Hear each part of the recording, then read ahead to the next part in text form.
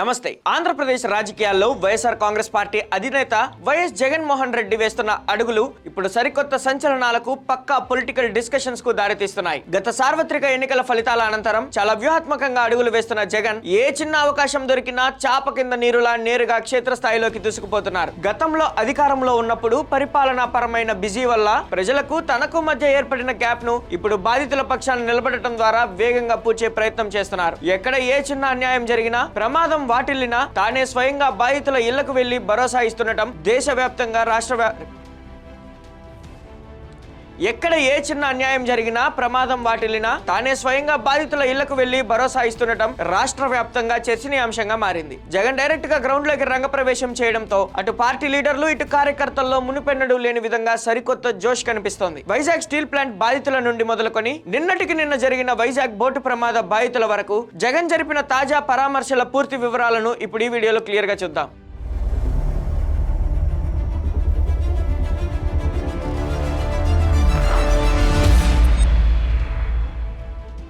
నేను Prem, welcome to Khyati connects. Andhra Pradesh రాజకీయ పటంలో వైఎస్ జగన్మోహన్ రెడ్డి శైలి ఎప్పుడూ ఒక ప్రత్యేక చర్చకు దారితీస్తుంది. ఎన్నికల ఫలితాల అనంతరం వైఎస్ఆర్ కాంగ్రెస్ పార్టీ క్యాడర్ కొంత నైరాశ్యంలో ఉన్నమాట వాస్తవమే అయినప్పటికీ అధినేత జగన్ తీసుకున్న తాజా నిర్ణయాలు ఆ పరిస్థితిని వేగంగా మార్చేస్తున్నాయి. అధికారంలో ఉన్నప్పుడు ఎక్కువగా తాడేపల్లి క్యాంప్ కార్యాలయం నుంచే సమీక్షలు, బటన్ నొక్కుడు కార్యక్రమాలకే పరిమితమయ్యారనే విమర్శలను జగన్ ఇప్పుడు తన పర్యటనల ద్వారా బద్దలు కొడుతున్నారు. ప్రజలకు తనకు మధ్య ఉన్న దూరాన్ని పూర్తిగా చెరిపేస్తూ ఎక్కడ ఏ సమస్య నేరుగా ప్రజల మధ్యకు వెళ్లే సరికొత్త అటాకింగ్ పాలిటిక్స్ కు ఆయన తెరపైకి తీసుకొచ్చారు. ఈ క్రమంలోనే వైజాగ్ వేదికగా జరిగిన తాజా బోటు ప్రమాద బాధితులను పరామర్శించడానికి జగన్ తీసుకున్న నిర్ణయం ఆయన తాజా అటాక్ మోడ్ కు నిదర్శనం. సముద్రంలో వేటకు వెళ్లి బోటు ప్రమాదానికి గురై మృతి చెందిన మరియు అదృశ్యమైన మత్స్యకారుల కుటుంబాలను ఓదార్చేందుకు జగన్ నేరుగా వైజాగ్ లోని జబ్బార్ తోట ప్రాంతంలో పర్యటించారు. ప్రమాదం నుండి త్రుటిలో తప్పించుకొని ప్రాణాలతో బయటపడిన ఏకైక మత్స్యకారుడు కరి చిన్నను కూడా కలిసి ఆయన పరామర్శించారు. బాధితులకు వైఎస్ఆర్ కాంగ్రెస్ పార్టీ ఎల్లప్పుడూ అండగా ఉంటుందని, వారికి ప్రభుత్వం నుండి న్యాయం జరిగే వరకు పోరాటం ఆపబోమని జగన్ ఇచ్చిన భరోసా స్థానిక మత్స్యకార సమాజంలో మరియు పార్టీ క్యాడర్ లో ఒక కొత్త నమ్మకాన్ని నింపింది. కేవలం బోటు ప్రమాదం మాత్రమే కాదు, అంతకు ముందు వైజాగ్ స్టీల్ ప్లాంట్ లోని స్టీల్ మెల్టింగ్ షాప్ 2 లో జరిగిన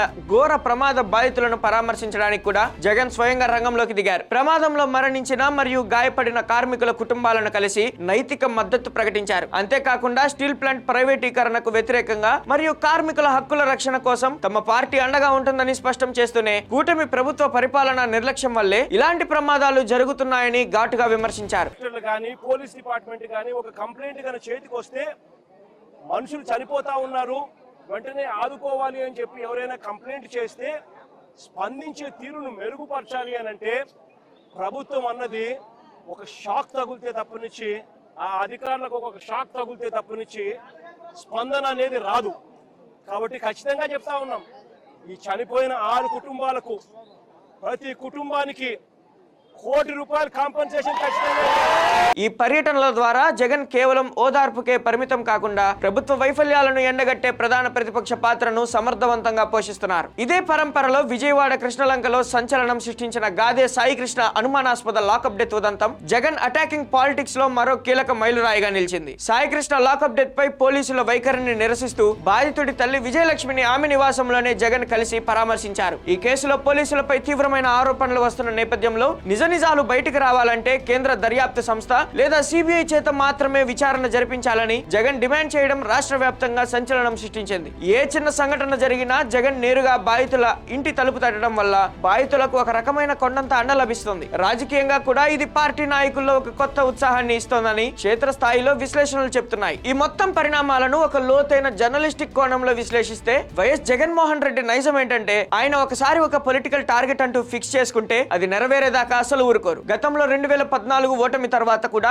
ఆయన దాదాపు 5 ఏళ్ల పాటు నిరంతరం ప్రజాక్షేత్రంలోనే ఉంటూ పాదయాత్ర ద్వారా అధికారాన్ని దక్కించుకున్నారు. ఇప్పుడు కూడా అదే వ్యూహాన్ని మరింత దూకుడుగా అమలు చేస్తున్నారు. అధికారంలో ఉన్నప్పుడు ప్రజలతో కొంత దూరం పెరిగిందనే విషయాన్ని జగన్ చాలా వేగంగా గ్రహించి దాన్ని సవరించుకునే పనిలో పడ్డారు. అందుకే చట్టసభల కంటే ఎక్కువగా ప్రజా కోర్టుల్లోనే తేల్చుకోవాలనే ధోరణితో ముందుకు సాగుతున్నారు. కూటమి ప్రభుత్వం కూడా జగన్ వేస్తున్న ఈ దూకుడు అడుగులను నిశితంగా గమనిస్తోంది. వైఎస్ఆర్సీపీ మద్దతుదారులు జగన్ పర్యటనలను చూసి తమ నాయకుడు మళ్ళీ పాత ఫామ్ లోకి వచ్చాడని హర్షం వ్యక్తం చేస్తుండగా అధికార పక్షం మాత్రం ఇవన్నీ కేవలం రాజకీయ ఉనికిని కాపాడుకోవడానికి చేస్తున్న జిమ్మిక్కులేనని కొట్టిపారేస్తుంది. ఏది ఏమైనా ఒక బలమైన ప్రతిపక్ష నేతగా జగన్ తీసుకుంటున్న ఈ తాజా నిర్ణయాలు ఆంధ్రప్రదేశ్ రాజకీయ సమతూకాన్ని మళ్లీ మార్చేస్తున్నాయి. బాధితుల పక్షాన నిలబడుతూ ప్రతి సమస్యపైన విచారణలు డిమాండ్ చేస్తూ జగన్ చేస్తున్న ఈ పొలిటికల్ వార్ రాబోయే రోజుల్లో ఏపీ రాజకీయాలను ఎటు తీసుకెళ్తుందో చూడాలి. వైఎస్ జగన్మోహన్ రెడ్డి క్షేత్రస్థాయిలో డైరెక్ట్ గా రంగప్రవేశం చేయడం మరియు వరుసగా జరుగుతున్న ఇన్సిడెంట్స్ బాధితులను పరామర్శించడం వైఎస్ఆర్సీపీ లీడర్ క్యాడర్ లో జోష్ ను విపరీతంగా పెంచింది. ప్రజల మధ్యకు వెళ్తూ జగన్ అమలు చేస్తున్న ఈ ఫుల్ అటాక్ మోడ్ స్ట్రాటజీ